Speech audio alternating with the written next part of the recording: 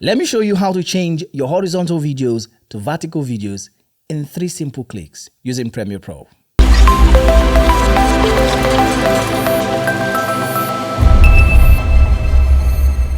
Most times when you want to convert a horizontal video to a vertical video, what you do in Premiere Pro is that you create the resolution for the vertical video and then you scale your video to the frame size. But what that does is that it makes you lose quality. It makes the video lose quality because you're scaling it in, except you shoot in 4K.